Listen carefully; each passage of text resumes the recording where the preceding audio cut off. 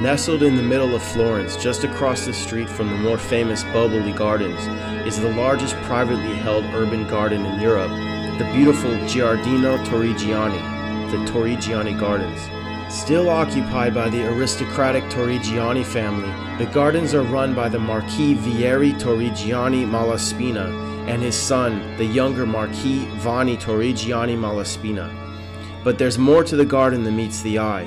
Tag along with Marquis Vanni Torrigiani as he guides us on the Torrigiani Gardens Path of Enlightenment. This is the Temple of Arcadia, and is the moment where they did their spiritual exercises.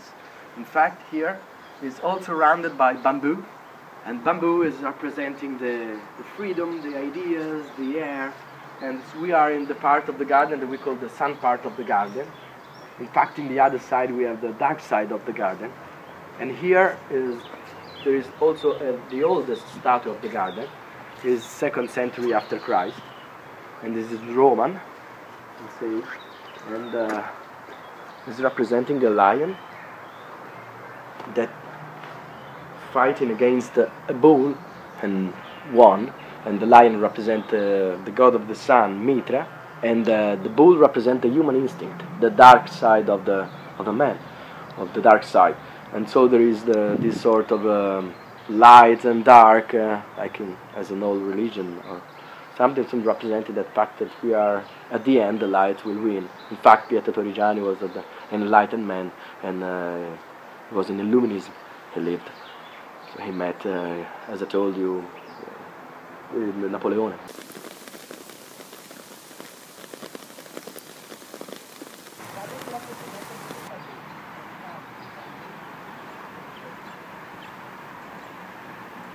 This is a Baroque statue of Baroque period made by Arteone Baratta. Nice. This is cleaning all, this is beautiful for flowers. Yeah. All made in terracotta by hand, this piece.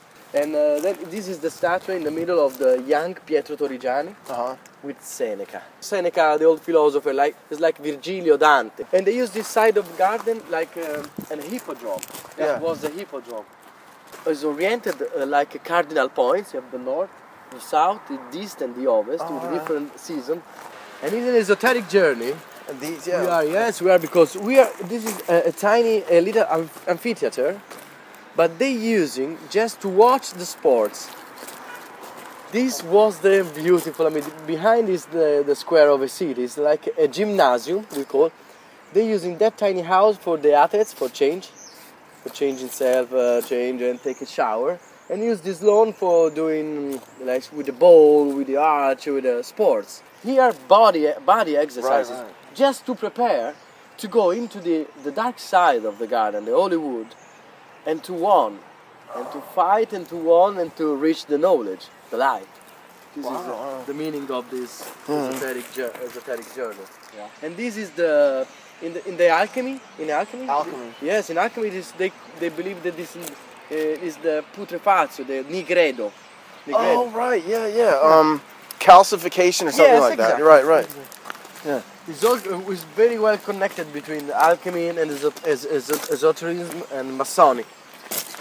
Alchemy and what else in Masonic? Esoteric. Esoteric and Masonic, Yes, there are three... the esoteric thing is the religion of the Masonic, and the alchemy is the base of all the transforming substance, and it's difficult to explain for me in my English. This is a jewel because it's a very romantic. This is a temple built as a ruin. Okay, right. Because they believe that everything the man can build after years, the vegetation, the nature will win. You see, tiny bit of a city, because we are on an artificial hill. They built the tower in 1821 on an artificial hill. It's the first eclectic architecture in Florence. It's Neo-Gothic. It's 1820. They made in 1821, and it's beautiful inside. But there are stairs, helicoidal stairs that goes up. The second floor they were astronomical instruments. The first floor there were a library. And Pietro Torrigiani built a mechanical chair that with the movement can goes up on the... Oh, really? Yes. This is See the snake. In the past, there were before other statues, like one of a big owl. Yeah. Beautiful, but they are no more here. Now this is, apart from the jokes, this was the crypt.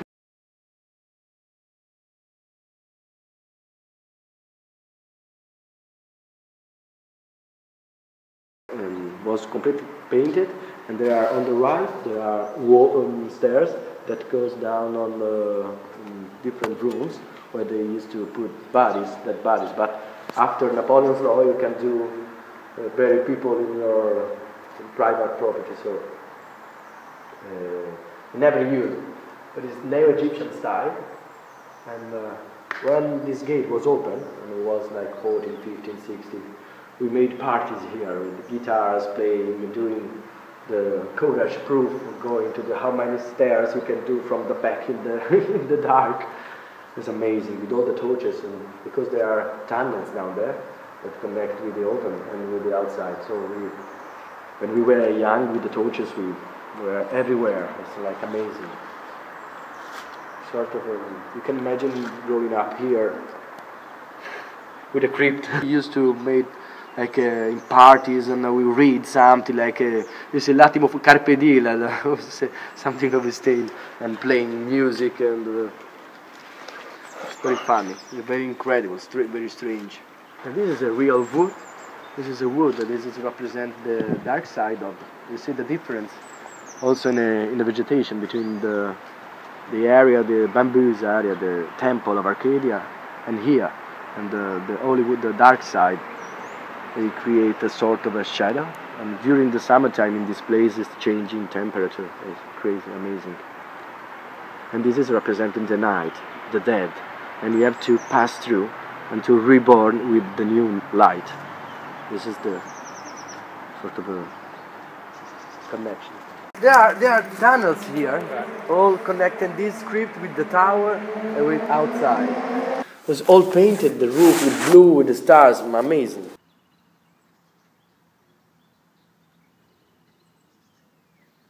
Here I have my surprise for you guys. So, these are the 1300 walls of Florence, the very first walls of Florence. These are the limit of the garden. But in the 1544, we were in the battle against Siena, and Cosimo I de' Medici, the first Cosimo, made the second walls of Florence in 1544. The second walls with a different shape. This is the only place in Florence where you can admire the walls, maybe designed, they say, on Michelangelo, and in 1544 made by Cosimo I de' Medici in Florence, here, only this piece. And look at this, also under the tower they built an oven. They built an oven. Yeah. It's amazing, look at this bowl with the fire on the top. Oh yeah. They built an oven in there? Yes, the oven is in a symbolic way. The oven is the Athanor in alchemy, where you would burn bodies, and through the ashes of the bodies that goes up, they sublimate. It's a sort of symbolic things. It's not for real, but they concept the oven where burn bodies of people, dead people, and through this fire, the purification of the ashes. Right. Since it's in alchemy we call Athanor.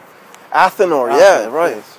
But now is in practically they don't burn bodies. Obviously, it's like a symbolic thing. Where did they get the bodies though? Was it a human sacrifice? You think? You think so? I think no. My cousin say it's maybe for me strange things. But have you guys ever found any kind of remains in there? No. But we were inside with you can imagine 4 or 5 children, 8 years old, 10 years old with the torches. Yeah. Was inside. We risk a lot.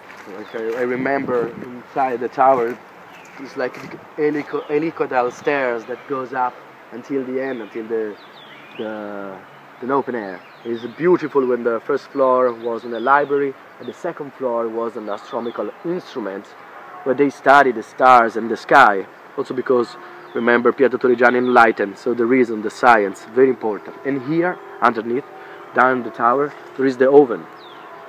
And the oven, this tower is also, first of all the crest of the family, but is also something very, very symbolic that represents in esotericism, in the Freemasonry, the passage between the normal world to the perfection, to the circle.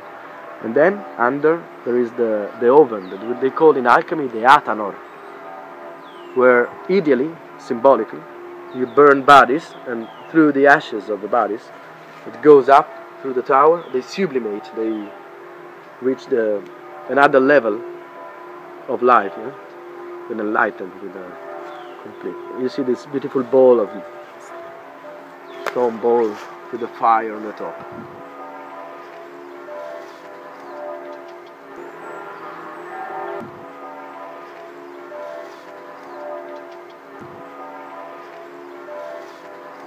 Very amazing, because you can see the noise of the wind, and they can watch from the top. You can see all the different type of trees all around. It seems to be like in another world, it's amazing. It's like a sort of feeling unique.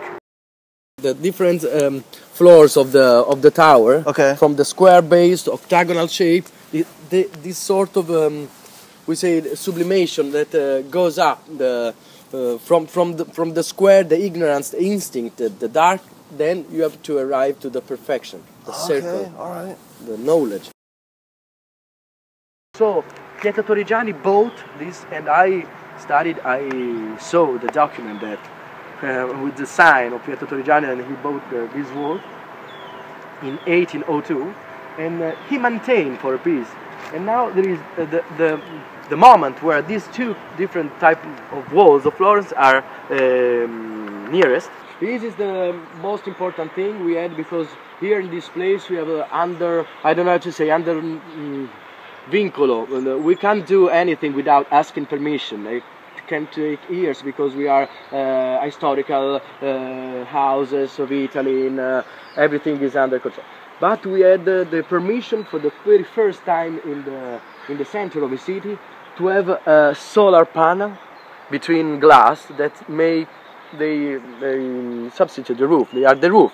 And look how beautiful it is. Yeah, it really is. I'm gonna get banana. I'm gonna get banana.